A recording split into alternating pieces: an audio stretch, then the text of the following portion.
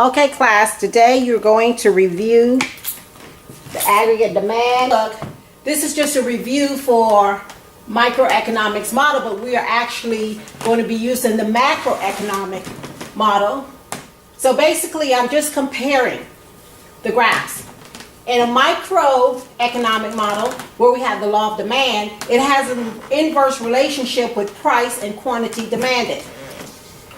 So, as price goes up, what happens to quantity? Quantity goes down.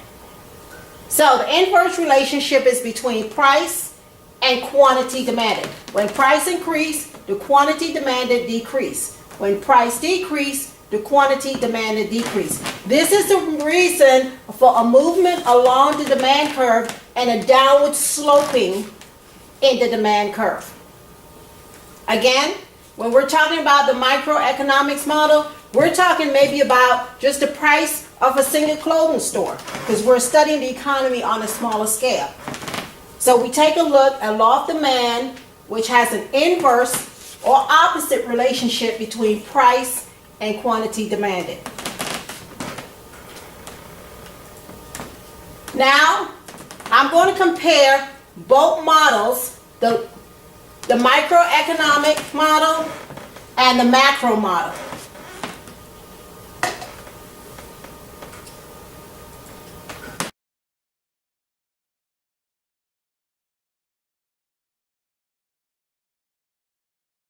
In the macro model, as you can tell, it looks similar, but the components are different.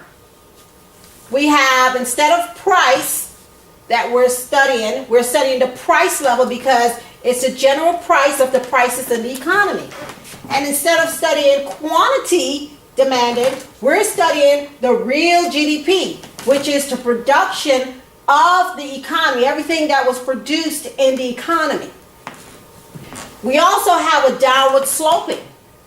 But if you notice, with this downward sloping, it is affected by three major things. Unlike the micro model is affected by price, this is affected by three different effects. But this 80 line tells how much productivity will be in the economy based on the functions of the price level. This is the 80 model in the macroeconomics. So, in the macroeconomics, aggregate demand deals with price level and real GDP. So there's an inverse relationship between price levels and real GDP. When price levels increase, real GDP contract, which is decrease. When price level decrease, real GDP increase, which it expands. So again, let's take a look at that again. When price level increase, real GDP contract, meaning it decrease. It's less production in the economy when price level goes up. When price level goes down, that means real GDP is increasing. So the economy is expanding.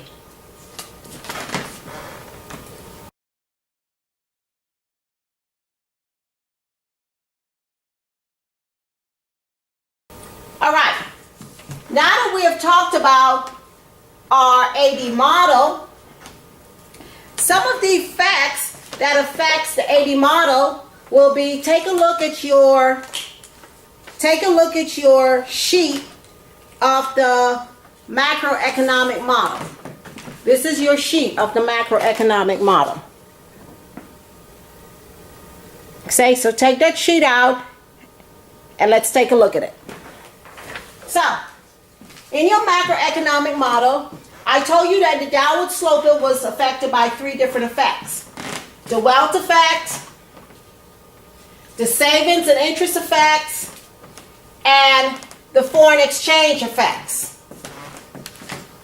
Now with your wealth effect, if everything stays constant, meaning constant means doesn't change, such as your job doesn't change, which is employment, your income doesn't change, your profit doesn't change, and you're still optimistic about prices being dropping, you still have a good You can feel it about the economy. But let's say you wake up one morning and the price level decrease. That means you're looking for this car and the price was slashed in half. What does that mean for you? That means that it will affect your wealth. How? How will that affect your wealth? That means instead of paying let's say 60,000, instead of paying 60,000 for that car that you were saving up for, the price was slashed in half, so now the price is 30,000. So you're going to have 30,000 left over. So you're going to have 30,000 left over, and you said, wow, that price is down. Who don't like a good bargain? That price is down, so now I have 30,000 left over. That means I can save that money. I can save more, or even shop more, or demand more. Let's take a look at the price level increase. If everything stays constant, such as employment, income, profit, optimism, let me see if I can move the board over. Okay, I can't move the board over. Let me see if I can move the board over just a little bit. Okay, just to this way so I can get this a bit. Thank you. Let's say that your wealth, everything stays constant, such as employment, income, profit, optimism. But you woke up one day and the price of that nice BMW that you want just doubled. So instead of $50,000, the car now is $100,000. So that means that money that you've been putting away to buy this car, now you're going to spend much more on that car. And what's going to happen? You're going to spend more. That means you're going to have less to save. So that is going to affect the downward sloping of your curve. Okay? Now let's take a look at savings. Keep in mind your wealth. When price changes, keep in mind your wealth. Just go over just a little. Yeah, that's fine. Keep in mind your wealth. So let's say in the price level, this is if when price decrease, that means you have more money left over. So let's say that we have that extra $1,000 left over. So what can you do with that? You can save that. Whoo, great. So now I can start saving. Again, I have more money in the bank. What does that mean? The price level decrease, which is here. Things are cheaper and we can spend less on goods and services. So now what happens to the savings?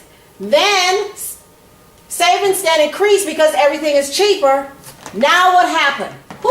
What do you think happens to your money in an economy when you put it in the bank account? When you put your money in the bank account, that means you increase the money lending.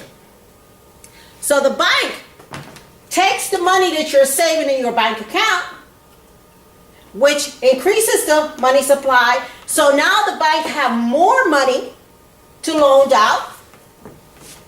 So what they will do, if they have more money in your supply, which is a part of your expansionary monetary policy, they're going to decrease the interest rate. Why do they decrease the interest rate? Because by decreasing the interest rate, this allows you to demand more or to invest more. So if the bank has more money in their bank account, that means this makes it easier for banks to have more money in their money supply. They decrease the interest rate. Now they can give out more loans and people can invest more in businesses and banks can make more profit. Because what they're going to do is loan your money out for profit. But what they're doing is loaning money out to businesses so they can invest more, so they can produce more. Same effect with interest rate. Or if price level decrease. So, not decrease, I'm sorry, if price level increase. So let's say price level increase. We know again if price level increase, that's not a good thing because you're going to spend more. So things become more expensive. Can you move it over just a bit for me? Things become more expensive and we spend more on goods and services. Savings then decrease because everything costs more and then so you spend more. So that means if you spend more and everything costs more, you save less. You have less money to put away in the bank.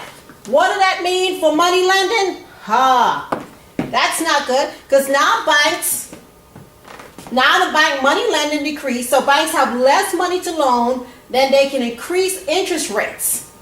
Because they have less money to loan and they don't have enough to give everybody, they increase the interest rates, which allows you to demand less and to invest less. So instead, this costs you to invest less. That means you don't produce as much. Production is down here, production has increased here.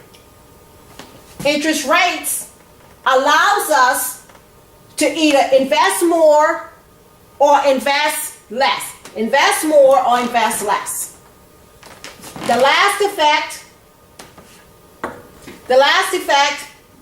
is the foreign exchange effect.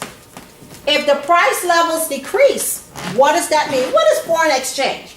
Foreign exchange is when you exchange one country's currency for another. So how is the foreign exchange effect, how is that related to our aggregate demand?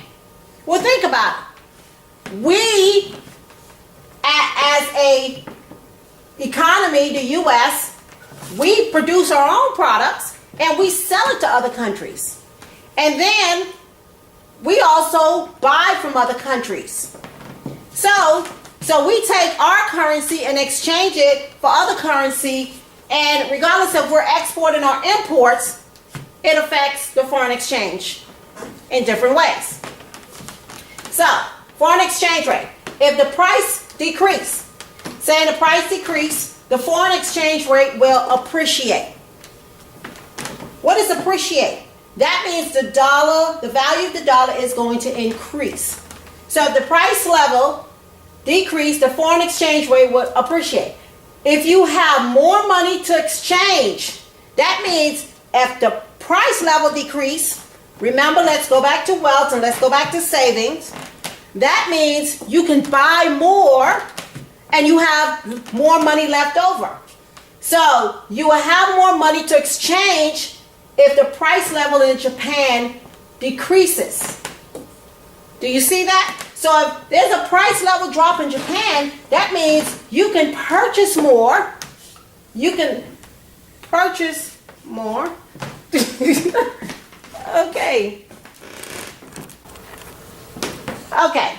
Before our brief technical difficulties, let's go back to foreign exchange. So this column represents price decrease. So when price decrease, that means the value of the exchange rate, the value of the dollar appreciate. You will have more money to exchange if the price level in Japan decrease, because everything in Japan will cost less. Now let's take a look at if the price level went up, what was going to happen to the exchange rate? The price level, if the price level goes up, that means the foreign exchange rate will depreciate, because you have less money to exchange if the price level in Japan increase, because everything else is going to cost more. Okay, we're going to go back and review. Take a look at your sheet again. Go to this model. Go back. We're going to take a look at this model again.